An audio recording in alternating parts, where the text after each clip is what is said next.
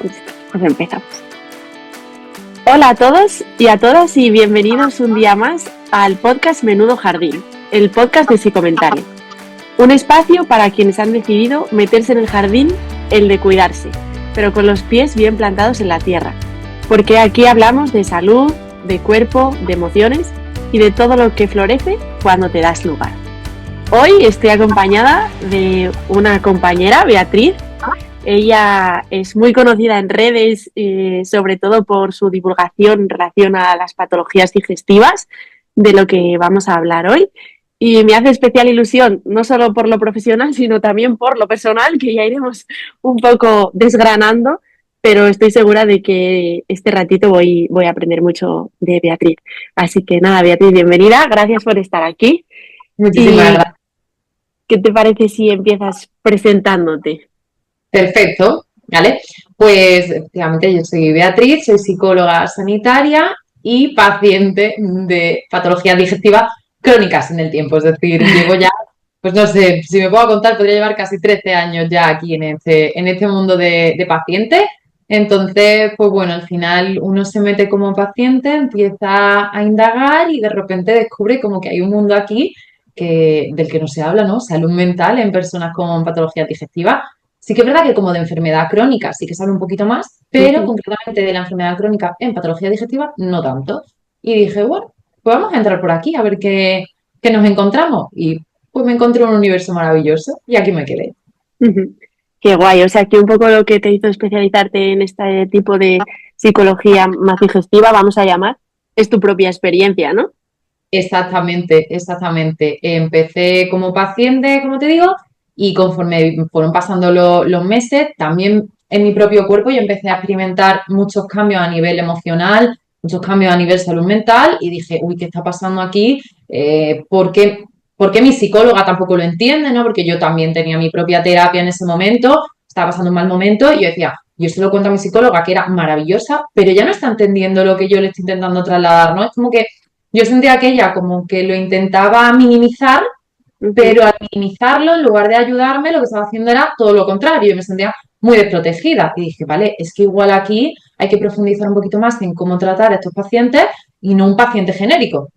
No es Sí, así. sí, estoy de acuerdo porque al final también nos vamos mucho como a la somatización, ¿no? Y se olvida que, bueno, pues que sí, que hay cosas que son somáticas, pero no todas son somáticas y lo que no es somático también tiene una carga emocional en la persona. Exactamente, justo. Entonces, pues bueno, ahí empecé a especializarme en esto, ya me metí también en trastornos de conducta alimentaria porque una cosa iba de la mano constantemente de la otra y sentía como que iba a coja. Vale, no me puedo formar y especializar en digestivos si me falta la otra pata.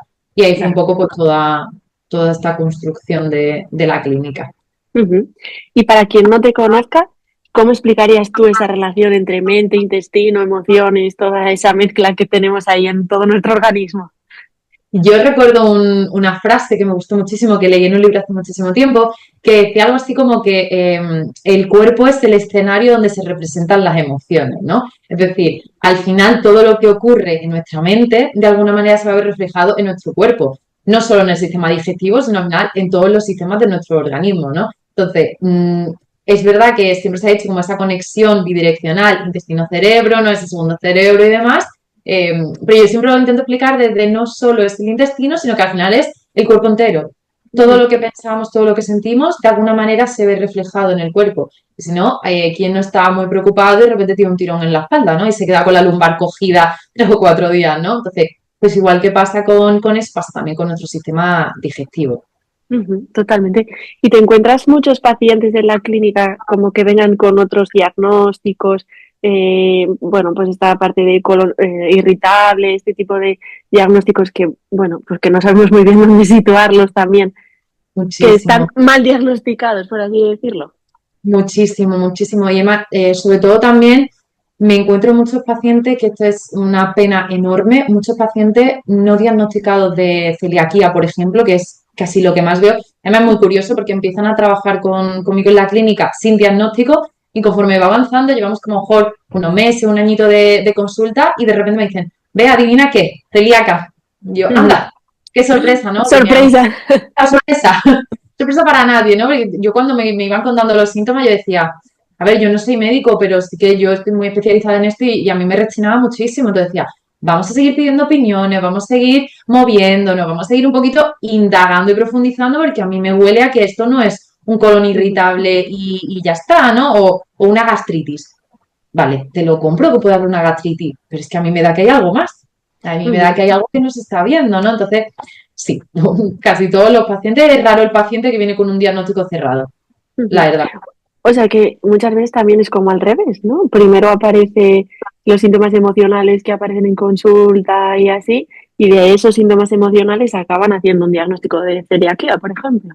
Exactamente. Qué curioso en realidad. Claro, tú ten en cuenta que al final, yo lo que siempre digo es que estas personas vienen a consulta porque tienen muchísimo malestar emocional con lo que están viviendo, no saben lo que tienen, pero saben que empieza a limitarles su vida social, que les está afectando al resto de áreas a nivel personal, se les altera muchísimo el carácter, entonces empiezan a notar que algo dentro de ellos mismos está fallando, independientemente de me duele el estómago, tengo diarrea o tengo estreñimiento, o sea, notan emocionalmente que están mal, entonces dentro de todo el proceso médico, mientras no encuentran nada, van tirando de lo que pueden. Dicen, oye, mira, es que yo me estoy encontrando mal, voy a empezar la terapia. Y claro, cuando empezamos en el proceso de terapia, cuando vamos diciendo, de que hay más cosas, es que no Claro, solamente es que estoy triste, es que a lo mejor estoy triste por mi condición, por mi situación o por lo que está cambiando también en mi vida, porque al final mi vida cambia, queramos, ¿no? totalmente. Totalmente. Fíjate, a mí me resuena mucho, como decía al principio, yo soy paciente diagnosticada de celiaquía, pero desde hace 7 años tengo este diagnóstico. Pero ahora se empiezan a plantear que igual no estoy bien diagnosticada. Entonces quieren volverme a hacer como las pruebas, otra vez biopsia y así. Pero claro, para eso tengo que comer gluten. Y llevo Claro, 7 años sin tomar claro. nada de gluten, ¿no? Entonces Mm, voy introduciendo como muy de vez en cuando, pues un poquito de pan, bueno, principalmente pan, ¿no? Y ahora mismo soy muy consciente de cómo cambia o sea, mi carácter. Estoy como más enfadada el día que he tomado gluten. Digo, es que es heavy porque al final en otro contexto ni te imaginas que ese enfado puede venir porque has ingerido algo de gluten, ¿no? Pero bueno, ahora con la formación también en microbiota y todo este tipo de cosas, como que presto más atención a los síntomas y digo, bueno, es que igual no me duele tanto la barriga como me dolía, tampoco las cantidades son terroríficas, pero sí que pienso, es que estoy mucho más enfadada, estoy mucho más irascible y he comido nada, este trocito claro, de pan, ¿no? Entonces es como heavy que yo digo, madre mía, porque me han dicho, claro, tienes que ir haciendo esa introducción muy poco a poco y digo, el día que coma gluten todo el día, ¿cómo voy a estar? O sea, mejor encerrada en una cueva que nadie me sople, porque si no... A ver, yo aquí también digo mucho que yo no soy detractora ni muchísimo menos de todo lo que se está descubriendo a nivel microbiota. Por supuestísimo que hay unas investigaciones excelentísimas y nos están abriendo muchísimo camino a toda la parte de salud mental digestiva, ¿no? ¿Qué pasa? Que creo que también muchas veces nos centramos mucho en explicarlo todo, ¿no? Aquí somos todos muy anatómicos, muy médicos, ¿no? Y nos centramos mucho en explicarlo todo desde ahí, cuando en realidad yo creo que muchas veces también es mucho más sencillo que eso, ¿no? Al final, no hace falta tampoco irnos a este número de bacterias está provocando esto, esta alteración aquí está provocando aquello, sino al final vivir con un dolor constante ya altera el ánimo. No tienes que irte a más allá. Es decir, mm, el cuerpo no está preparado para estar sufriendo dolor constantemente, todos los días. Entonces, cuando yo tengo pacientes que me dicen, vea, es que estoy irascible todos los días, es que estoy triste todos los días, y empiezas a hacer un poco un análisis de cómo son sus días, te dicen, pues me levanto ya inflamada, voy al baño mal, desayuno y tengo la barriga súper llena y tengo un montón de gases, me voy al trabajo y estoy en el trabajo con el pantalón desabrochado porque me duele, o vuelvo a casa y no tengo ganas de comer porque no me encuentro bien. Entonces, claro, tú analizas y dices, hija de mi vida, ¿cómo no vas a estar triste? ¿Y Claro, cómo no vas a estar irascible si es que estás con dolor todo el tiempo? Es que eso no claro. hay ni cabeza que lo aguante. Entonces, muchas veces Ujú. como que yo veo que nos vamos a ir una explicación mucho más allá, cuando en realidad la explicación a veces es muchísimo más sencilla. Es Bueno, y escuchar, ¿no? Cómo se está sintiendo la persona. exactamente, exactamente. Es simplemente ponerle un poquito todo en contexto, ¿no? Es, uy, ¿por qué estará irascible? Vamos a ver, no, ¿por qué está irascible? Pues porque de 24 horas que tiene el día, 16 está con dolor. Ujú. Totalmente. Entonces, el contexto aquí nos da muchísimas más pistas. Y lo que tú decías, ¿no? Cómo cambia todo el asunto social y las relaciones sociales al final, cuando tienes que ir como con la prevención totalmente. Yo esto siento que las personas que no padecen este tipo de patologías son incapaces de llegar a entenderlo. Y entiendo que sean incapaces, ¿no? Pero esa sensación de carga que yo he vivido cuando era como, ¿dónde vamos? Ah, no, es que aquí no hay sin gluten. No, y aquí, no, es que hay, tampoco hay. Es como, mira, es que realmente parece que yo soy el problema cuando no tiene nada que ver con lo que yo elijo, ¿no? Pero sí que esa sensación de hay que irlo mirando todo. Tienes que ir diciendo, no, aquí yo no puedo. No, y esto, puf, es que a ver si, y la contaminación cruzada es una mochila que te ponen, que no te pones tú, que hace que muchas veces dificulte como esa parte de relacionarte de una manera más normalizada, con todas las comillas de la normalización, que creo que no se le presta realmente atención y al final limita mucho, ¿eh? Sí, totalmente. De hecho, ahora viene una época terrible para los que tenemos problemas digestivos, que es una época en la que todo se celebra alrededor de una mesa y alrededor de la comida. No solo para, evidentemente, problemas digestivos, sino en general para problemas relacionados con la alimentación. Es una época espantosísima. Y cuando hay además patologías digestivas, es como que como no se ven, no tienen la misma importancia, ¿no? Si tú dices en un grupo, mira, yo es que no puedo ir porque es que el bar al que vais no tiene opciones para mí, ya es como, va, qué excusa, ¿no? Ponte otra excusa que está como muy pobre. No, es que yo no puedo comer, ¿no? Y yo muchas veces que oigo así en medio, bueno, pues se pueden llevar un tupper, no sé qué, tal. Yo invito a la gente que no tiene problemas digestivos a asistir a una reunión con 20, 30 personas en un restaurante y llevarse su tupper. Esto yo creo que es un ejercicio de verdad para la empatía. Yo creo que este sería un ejercicio estupendo. Llévate tú el tupper con tu comida y cuando vengan todos los camareros a servir las comidas, ponte tu tupper delante y no comas nada de lo que tienen los demás. Nada de nada. Además, afronta un poco también esa situación, ¿no? Social de decir, mi tupper con la tapita naranja de este de Mercadona, ¿no? Y te lo pones ahí delante. A ver qué tal. Si ahí habría un ejercicio de empatía real, sí entenderíamos lo que estamos diciendo, ¿no? Porque si vamos a juzgar y a dar consejos a las personas con problemas digestivos sin saber realmente la implicación que tiene. O sea, yo no me veo capaz de decirle a un paciente, llévate un tupper. No, me sentiría una impostora. O sea, no te voy a decir eso. Si tú te sientes cómoda haciéndolo, que yo he tenido pacientes que me han dicho, yo me llevo mi bocadillo y listo. Oye, adelante, para adelante totalmente. Pero si eso a ti te va a generar más malestar, es que lo que no te vas a inflamar por la comida, te vas a inflamar por el malestar que estás pasando allí. Bueno, y que no tienes que tener esa obligación, ¿no? Como si realmente tú fueras un problema que tienes que hacer algo diferente a lo que hacen los demás. Yo ahí sí que siento como esa carga, como me recordaba mucho cuando yo empecé a comer sin gluten, que todo el mundo me decía, bueno, pues también coincidió con Navidades y así, ¿no? Entonces todo el mundo me decía, bueno, pero ahora Mercadona tiene muchas cosas. Y yo decía, pero tú sabes cómo saben las cosas de Mercadona, ¿no? Es como tú te estás comiendo un super panetone y me estás diciendo que es que ahora Mercadona tiene muchas cosas. No es consuelo para mí lo que tenga Mercadona, ¿no?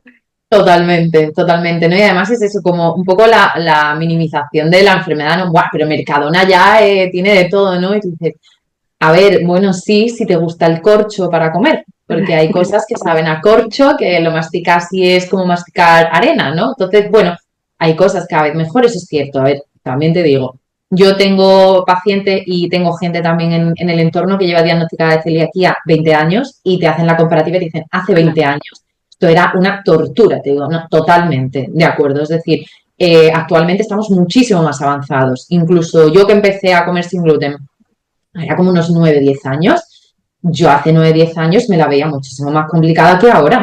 Y eso es una realidad. Pero que sea más fácil ahora no significa que siga siendo una tortura. Totalmente, totalmente.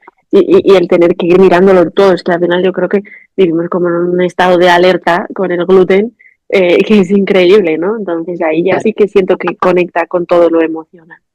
Exacto. Esa es otra de las cosas que decíamos antes, ¿no? Al final de no buscar tampoco las tres patas al gato. ¿Por qué estás teniendo tanta sintomatología a nivel emocional y a nivel física? Pues a lo mejor tiene algo que ver que tu contexto te obliga a estar 24 horas vigilante. Es que tampoco es una elección. Y mucha gente me decía, me dicen normalmente, Bea, ¿cómo hago para no estar atenta a la comida 24 horas al día? Digo, es que a lo mejor tú, en concreto por tu caso, Puedes. no puedes hacer otra cosa, porque si eres una persona celíaca, tienes que estar 24/7 constantemente pensando en comida, porque hagas lo que hagas, si no estás en casa, no estás en un entorno seguro, tienes riesgo de contaminación. ¿Te vas a morir por contaminarte un día? No, evidentemente no, ¿vale? Sabemos que no te vas a morir por contaminarte un día, pero la sintomatología que vas a tener, pues a lo mejor no me apetece tenerla. Efectivamente lo vas a pasar fatal, claro. Exactamente. Más luego, evidentemente, toda la acumulación a largo plazo, ¿no? Que en el intestino puede tener y las secuelas tan grandes que tiene la contaminación, ¿no? Pero muchas veces yo hago ese ejercicio, ¿no? De intentar simplificarlo todo un poco. Claro que estás mal, claro que te duele, claro que tienes síntomas, porque vives alterada y en alerta 24/7, ¿no? Entonces, hay un ejercicio ahí también en intentar bajar un poquito el nivel de alerta, pero sin poder retirarlo, porque es que no podemos. En este tipo de pacientes es imposible, es aprender a vivir en alerta, básicamente. Claro, y ahí ya toda esa conexión emocional pues es increíble, como decía. Claro, claro. Antes decías, Bea, que se habla mucho del segundo cerebro, ¿no? De que el intestino es nuestro segundo cerebro. ¿Qué significa eso? ¿Cómo podemos explicarlo así para que nos entiendan? Básicamente que nuestros dos cerebros, por así decirlo, ¿no? Siguiendo un poco en esta metáfora que se utiliza, están conectados, es decir, de uno al otro viaja constantemente muchísima información de cómo funcionar, de cómo trabajar, etcétera, etcétera, ¿no? Entonces, muchas veces también le llaman el segundo cerebro porque tiene más conexiones neuronales que, por ejemplo, el propio cerebro, lo cual es súper curioso, súper interesante. Pero cojámoslo con pinzas, porque ahora mismo también hay muchísima bibliografía que está saliendo de, Buah, es que es normal que tengas tristeza porque la mayor producción de serotonina es a nivel intestinal, de nuestro segundo cerebro. Y yo digo, sí, pero stop, que la serotonina que se produce a nivel intestinal no tiene nada que ver con la serotonina que se produce a nivel cerebral, es decir, son dos tipos, entre comillas, diferentes. O sea, la intestinal está dirigida expresamente a digerir el alimento, a la producción de todo lo relacionado con la digestión. La cerebral tiene otras funciones. Entonces, sí que es verdad que hay esa conexión constante, que lo que ocurre aquí arriba pasa automáticamente a somatizarse a nivel digestivo, pero cogido con pinzas. Es decir, no todo lo que ocurre a nivel intestinal, ¿vale? Tiene la misma conexión y la misma relación que tiene a nivel cerebral. Yo es que esto lo recalco muchísimo porque me han llegado a decir. De hecho, hice un vídeo hace mucho tiempo de una chica que decía, yo es que soy celíaca y he comido pan y por eso hoy estoy triste, porque la serotonina de mi sistema digestivo no la he producido hoy correctamente. Yo decía, Un poco así, Rego.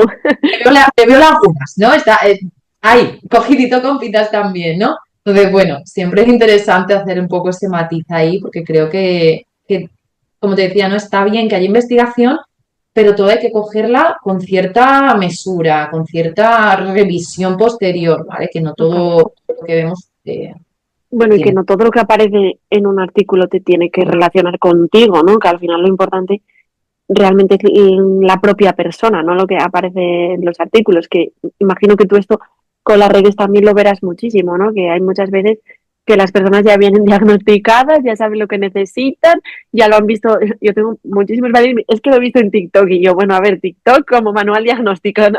Entonces, que muchas veces tenemos que ser capaces como de poner ese filtro de lo que es general a lo que es específico, que lo importante en realidad es lo que es específico. Sí, totalmente. Yo eso lo veo muchísimo porque ya no tanto, igual que lo he podido ver con otros casos, no que mejor me han llegado y me han dicho, yo es que tengo apego ansioso porque en TikTok lo he visto. Digo, total, o sea, lo del apego ansioso está por TikTok en todas partes y uno ya se autodiagnostica, ¿no? Pero en concreto con la enfermedad digestiva, la enfermedad crónica y demás, sí que es verdad que lo veo muchísimo porque son pacientes con una tendencia muy grande a la sobreinformación. Porque al final es gente que está desesperada. Yo he estado en ese lugar, o sea, yo lo entiendo perfectamente. Llegas a un punto de desesperación absoluta. Tú ves que tú enfermas, estás mal, pasa el tiempo, pasan los médicos, nadie da con la tecla, entonces, ¿qué acabas haciendo? Sobrecontrol. Te vas a ti y dices, vale, pues voy a estudiar yo, voy a leer yo, me voy a informar yo y voy a encontrar lo que me pasa yo. Y claro, pues muchas veces lo que ocurre es que llegan y te dicen, vea, pues mira, es que tengo este síntoma, este otro, entonces yo he leído que esto es por esto y lo que tengo es esto. Digo, vale, pero es que el problema es que me estás describiendo una enfermedad digestiva que tiene síntomas como una 700 enfermedades digestivas. Entonces, Claro. esto es como ChatGPT, ¿no? Tú le dices hacia dónde te quieres orientar y él te orienta hacia donde tú quieres ir. No te orienta a todas las posibilidades, te orienta hacia donde tú quieres ir, ¿no? Pues esto igual. Si tú coges y haces un recap de todos los síntomas que tú tienes, y pones en Google esto y esto, te va a decir, "Buah, aquí lo Es tienes, eso, tienes claro, histanosis, tienes intolerancia a no sé qué, ¿no? Y no, porque es que es como unos montones de síntomas diferentes. claro. Y al final la persona quizás se puede sentir aliviada, pero en realidad no, porque La no tiene su diagnóstico real, ¿no? Exactamente, o sea, hay un alivio temporal, pero luego cuando van al médico y les dicen, oye, mira, que es que yo he leído sobre esto, además genera un efecto contrario al deseado, ¿no? Que el médico lo vive un poco como de, "Buah, ya está aquí la listilla de Hasta turno, que, claro, la que ha leído, la que sabe más que yo", que también te digo, en muchos casos es cierto, y esto sí, también una lanza por de mi paciente. Muchas veces es cierto que el paciente sabe más que incluso que el médico porque se toma el tiempo en observar. El médico no tiene ese tiempo, ¿no? Pero sí que es verdad que como genera un poquito ese rechazo también a ver realmente más allá cuando el paciente lleva constante sobreinformación. Ujú. ¿Cuál dirías tú que son las emociones que más ves en consulta cuando hay problemas digestivos? Yo te diría que todas, es decir, hay como una especie de montaña rusa emocional tremenda, desde tristeza, momentos de alegría, es decir, cuando tienen un diagnóstico, por ejemplo, tienen un Mm, pico de alegría maravilloso, pues claro, ¿qué pasa? Que normalmente suele ser un diagnóstico, pues, intolerancia a la lactosa, ¿no? que no te Entonces, gusta. es como, "Ah, estoy súper contenta", y de repente cuando toman conciencia de lo que implica es como, ay Dios, que tengo intolerancia a la lactosa, ¿no? O tengo intolerancia a la lactosa y luego le dicen, ya, pero es que esto es la punta del iceberg, esto lo ha provocado algo, hay que seguir buscando. Volvemos otra vez al pozo, ¿no? Entonces, desde momentazos de tristeza, de euforia máxima, a una tristeza desconsolada enorme, frustración, rabia, pero ya no es ni enfado, es rabia hacia el Mm, mundo, hacia ti misma. Yo, por ejemplo, eso, la rabia la veo muchísimo en pacientes de trastorno de conducta alimentaria, sobre todo chicas, que es lo que más solemos tener, pero también chicos, yo tengo también algunos chicos con TCA en consulta, y hay mucha rabia hacia sí mismos por haberse provocado la patología digestiva, ¿no? Porque sabemos que al final, pues un proceso de trastorno de conducta alimentaria, la mayoría de los casos acaba terminando en patología digestiva, más transitoria, más crónica, pero acaba un claro. poco por ahí, ¿no? Entonces, hay mucha rabia contenida de esto me lo he provocado yo, esto es por mi culpa, soy, no voy a decir un insulto, pero insultos muy graves que se dicen a sí mismos, ¿no? Unos discursos súper lesivos. Entonces, claro, como digo, ya no es ni enfado, es rabia con Mm, todo lo que implica pues esas emociones tan intensas, ¿no? Para esta persona. mm. Sorpresa también de dónde ha venido esto. Yo era una persona sana y de repente me ha llegado esto de golpe y Total, porrazo. No sé, total. como de todo. Te voy a decir que yo creo que lo veo todo en la Es ahí el consulta. universo de las emociones a tope, ¿no? Universo maravilloso. Sí, un universo estupendo. Antes hablábamos de la implicación social, ¿no? Y justo yo contacté contigo en relación a un vídeo que salió de una persona que hablaba que las personas que tenemos alguna intolerancia mejor nos quedemos en casa, ¿no? Eh, ¿Qué crees que pasa por las cabezas de esa gente? Porque a mí me cuesta encontrar una explicación, pero quizá tú que estás más acostumbrada a escuchar temas de patologías digestivas tienes algo que nos pueda iluminar. Mira, yo cuando vi ese vídeo, lo primero que pensé fue, madre de mi vida, ala, meses y meses de terapia con alguno de mis pacientes tirados en cuestión de 3 segundos a la papelera. O sea, meses de hacer terapias de exposición, de ayudarles a enfrentarse a los restaurantes, de quitarse los miedos, de quitarse las inseguridades. De repente una señora llega y en 3 segundos, ala, no, es que lo que tenéis que hacer es quedaros en casa. Y dije, joder, macho. Digo, ya hemos liado, ¿no? ¿Qué pienso yo que tienen estas personas en su cabeza? Pues mira, egoísmo puro. O sea, sí te lo digo. En otros contextos, en otros casos, sí que puedo ver personas que han cometido un error a la hora de explicarse, que pueden utilizar alguna mala expresión, alguna mala palabra, pero en este caso vi egoísmo. Es decir, yo no me quiero adaptar, lo cual es totalmente respetable, no tienes que adaptarte, que esto también lo he tenido que matizar un montón a raíz de ese vídeo. No tienes que adaptarte como restaurante si no te da la gana, pero si tú estás ofreciendo la posibilidad, qué menos que estés formada para poder ofrecer esa posibilidad, qué menos que te la tomes en serio, ¿no? Es verdad que con una intolerancia a la lactosa no se muere la gente, ¿vale? No es como una alergia, que ya lo hemos visto por desgracia, ha habido estos últimos años personas que han fallecido por una negligencia en restauración, te he pedido sin leche o con leche vegetal y tú me has calzado leche y a tomar por saco y me he muerto. O sea, así, de directo, ¿no? Entonces, creo que hay un punto en el que si vas a ofertarlo, tienes que saber que la persona que te lo está demandando es una persona que lo necesita. Ahí nos vamos ya a otra historia que es personas que no lo necesitan y aún así lo hacen. Me parece Ya ves. estupendo. Pero es que esto, como en todo, quien hace la ley hace la trampa. Es decir, no podemos decir, vale, pues no voy a ofertar esto porque hay gente que engaña. Porque es que entonces, a nivel mundial, es decir, no lo haríamos. No lo haríamos en nada. Sabemos que hay muchísimas personas que a nivel ayudas, a nivel de todo, se aprovechan porque gente listos hay en todas partes, pero hay gente muy necesitada que necesita esa ayuda. Entonces, no podemos castigar a la gente que de verdad lo necesita por los que puedan estar aprovechándose. Ujú, ujú. No es justo. No es Yo sí justo. que cuando vi el vídeo, aparte de vivirlo como una mofa, ¿no? Como si fuera una burla hacia las personas con un diagnóstico, conecté mucho con la experiencia que tuve al inicio del diagnóstico, de que me fui de vacaciones eh, a, a Valencia, por ahí era así, y me ofrecieron pescadito frito sin gluten. Claro, yo en mi cabeza, ¡buah! Living. La magia, ¿no? O sea, era como, por favor, que me lo den todo. Confiada, porque al final creo que la parte importante es que cuando pedimos es porque confiamos, ¿no?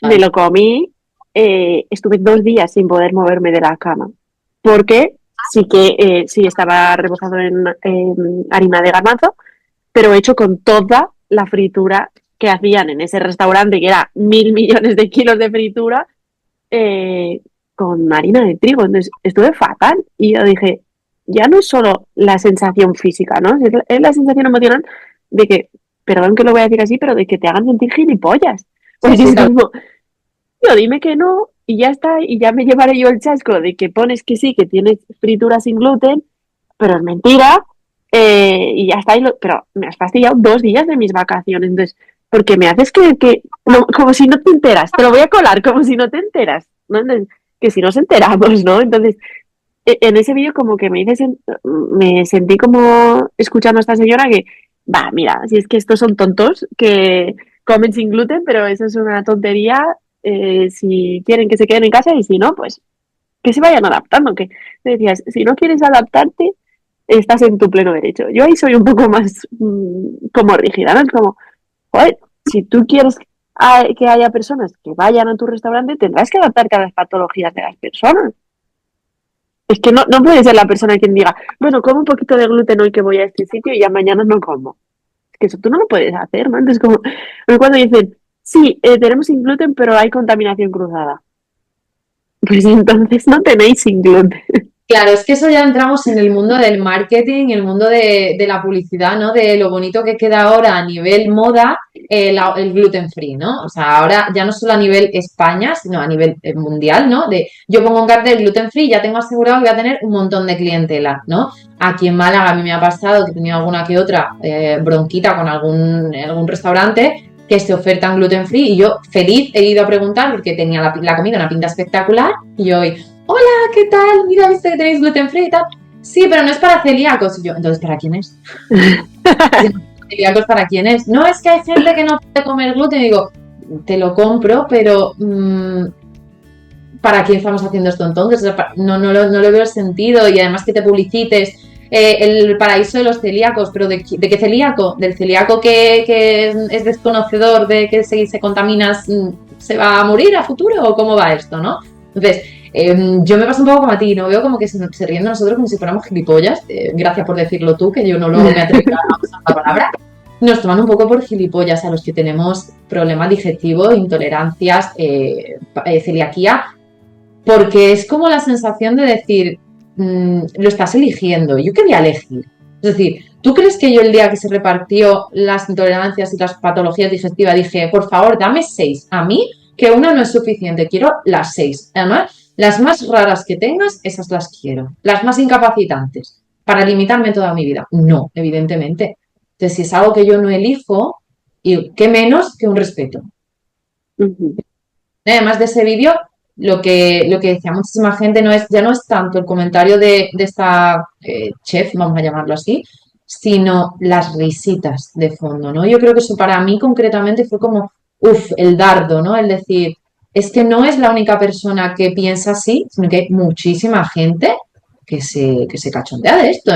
Me da igual, o sea, la empatía es que brilla por su Pero, ausencia. pero, Total. pero.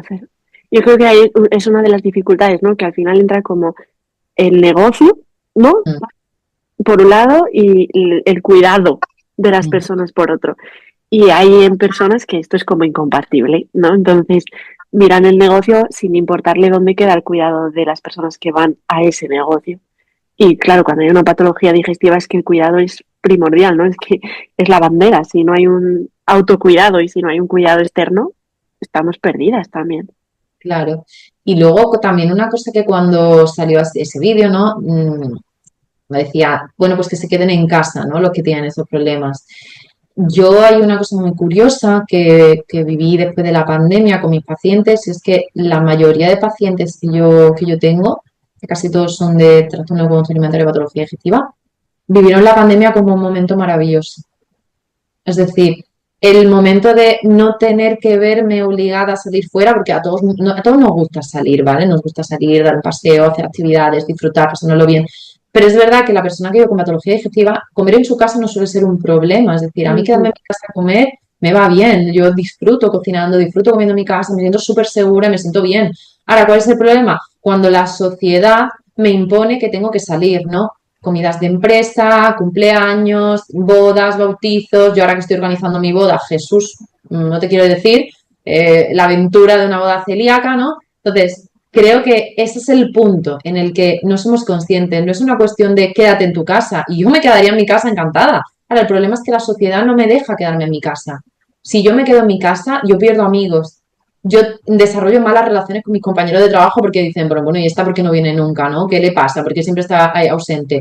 Quedo mal con mi familia, ¿no? ¿Por qué no va a las bodas? ¿Por qué no va a los bautizos? ¿Qué hacemos? Claro. Si ya nos marca un ritmo que nosotros no podemos llevar y nos obligan a llevarlo, ¿cómo lo gestionas eso? Bueno, yo siento que al final con restricciones, ¿no? Y que lo que decías tú, tanta restricción termina con un trastorno de la conducta alimentaria o con una identidad que no es la tuya, ¿no? Que al final, yo digo, es que muchas veces tenemos que ir diciendo, hola, soy Alejandra, soy celíaca, Mm, como si eso fuera mi primera virtud, o no, no, o al revés, ¿no? Como, vale, vale. entonces, Mm, claro, me resulta como también muy interesante lo que nos contabas de que muchos diagnósticos de patología digestiva terminan haciendo un TCA. Y es que, claro, yo lo entiendo porque al final empieza restricción, o sea, con restricción, restricción, restricción, restricción, restricción, y ya, bueno, pues la llevas a todos los límites. Aparte que a mí me pasa una cosa que yo me enteré porque adelgacé muchísimo, muchísimo, mm, muchísimo, y claro, todo el mundo era, ay, qué delgada estás, ¿no? Qué guapa, ¿cuánto has adelgazado? No sé qué. Y yo, ah, mira, pues qué bien. Yo no le contaba a nadie que era porque pasaba media vida en el baño, pero, oh, sí, mira, he adelgazado, he adelgazado. Y claro, luego yo decía, fíjate que bien me ha ido, ¿no? No tiene comer gluten. O incluso ahora cuando me decían, tienes que volver a incorporar el gluten, mi primer pensamiento fue, madre mía, ¿cómo me voy a poner? Y cosas que realmente sientes que no están asociadas, están súper asociadas.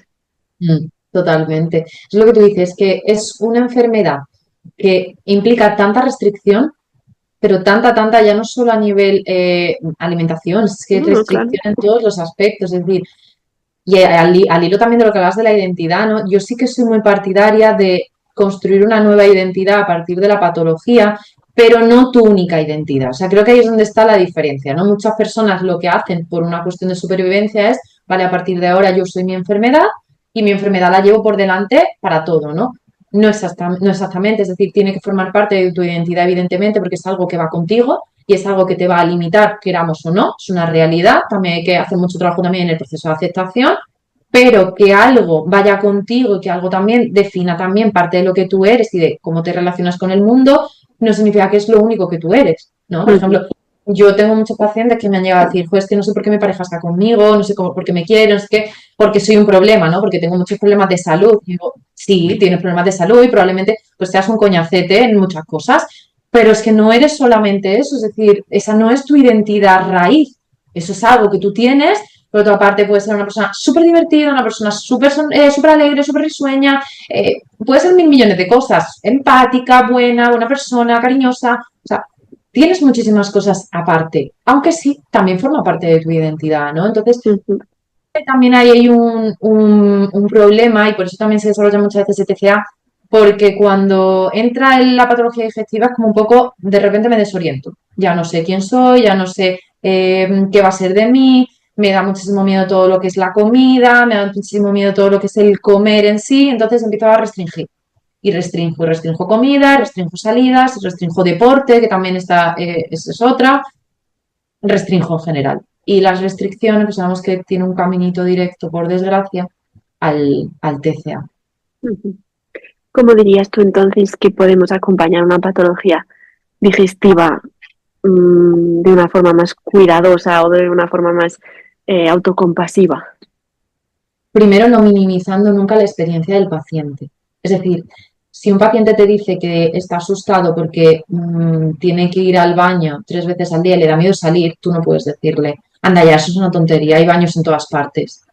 Ya, a ti cuando tienes gastroenteritis no te apetece salir de tu casa porque la aventura de tener que buscar un baño no es agradable. Entonces, si tú entiendes eso, tienes que entender también que a lo mejor para tu paciente le estás proponiendo un mundo, que Ujú. es, estoy mal, sal de tu casa, ¿no? Entonces, yo creo que la base tiene que ser el no minimizar la experiencia del paciente, que evidentemente no podemos fomentar el aislamiento y hay que hacer un trabajo ahí de raíz, depende del modelo terapéutico que utilicemos, ¿no? ¿Vale? Yo que trabajo desde el modelo cognitivo-conductual de base, sí que vamos a trabajar en un poco también en la parte de la exposición, en de vamos a ir juntas, vamos a ir desarrollando pasitos, Ujú. acercándonos al objetivo final, pero entendiendo que lo que tú me estás contando para ti es un mundo.